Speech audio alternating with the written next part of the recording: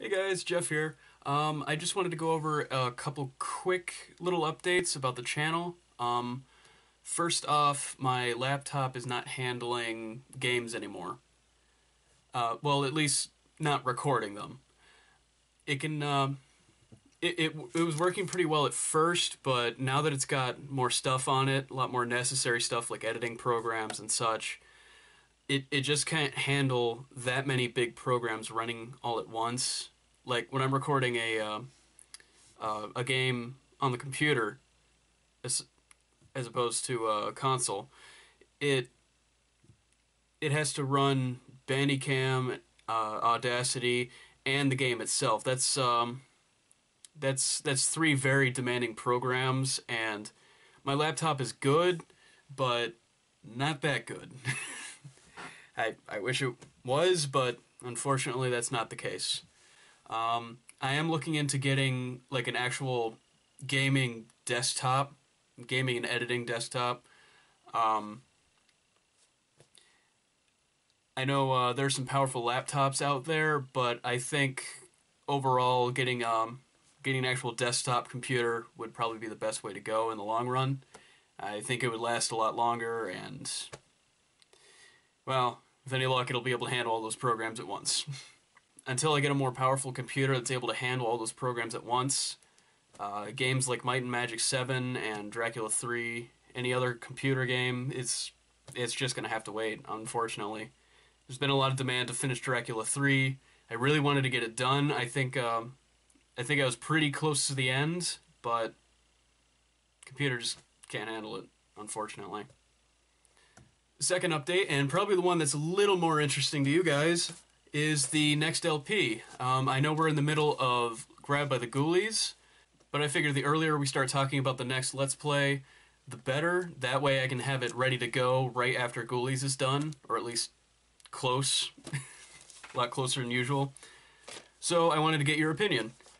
I went through my game collection and I picked out what I think are three pretty decent choices. I think we can get a decent Let's Play out of these. First up is Batman Vengeance for Xbox. I almost said Xbox One, but you know, Microsoft and their titling of things, very confusing. But yeah, if you're a fan of the animated series, this is where it takes place. It takes place in the fourth season. It's got Poison Ivy, Harley Quinn, Joker. It's got Mr. Freeze. It's got all the classics, really. I don't think it has Penguin, though. A little disappointing, but hey, it's got Mr. Freeze. He's my favorite, so that's pretty sweet. It's an action-adventure game. Has a little bit of it has a touch of puzzles and problem solving in there just to keep it interesting. I think it would be a decent Let's Play, honestly.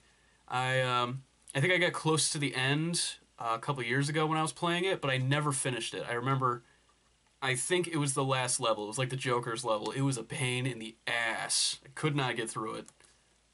And this would be the perfect opportunity to finally beat it. Second up, we have Crash Bandicoot and the Wrath of Cortex. This is the first appearance of Crunch Bandicoot in the game series. This is the game he originates in.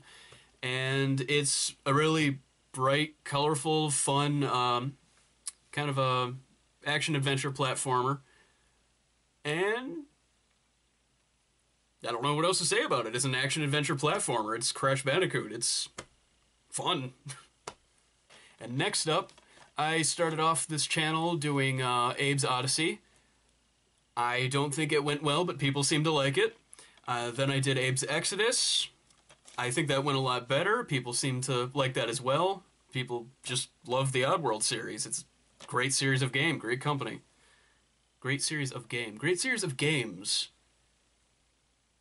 Me no speak the English good.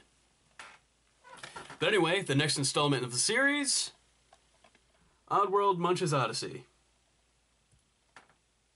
Now, this game is a lot different than the first two. It's less puzzle platformer and more action-adventure, really. I mean, you still have to, like, rescue all of the Mudokons and a bunch of other new characters, by the way. There's a bunch of other new species that you have to rescue. And I don't know, like, you still have to save them, but there's not so much a puzzle around them. It's more of like a jailbreak. Get rid of all the guards and then save your friends, or use your friends, cultivate a little army and then take everyone out. There's a bunch of different ways to do a lot. There's a bunch of different ways to do the same thing. You can electrocute your enemies. You can still possess people, which is cool. When you possess people, it makes a little like magic possession ball that you can move around the entire level. I mean, it only lasts for a limited time, but if you charge it up enough, you can get it to go pretty far. And you can like hand pick the thing that you possess instead of it going to. I guess it was like. I guess in the first two games, I think it was just whoever was closer. But now you get to hand pick who you want to take, who you want to possess. You know, you can get the guy with the bigger gun, the bigger stick. Let me know what you guys think. Again, I'm really sorry about the laptop crapping out. That's really disappointing.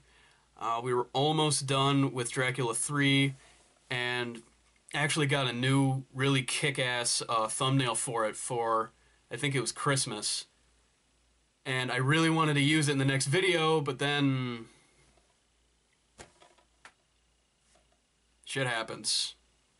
Okay, so you guys can follow me on the ChannelJAL Twitter page, the Facebook page, Tumblr if you have one, and you can let me know on all those forms of social media or even in the comments down below which game you guys want to see next. Personally, I'm leaning a little more towards Batman Vengeance, though I think that's more out of nostalgia than anything else. But I really want to hear your opinion on it, so let me know.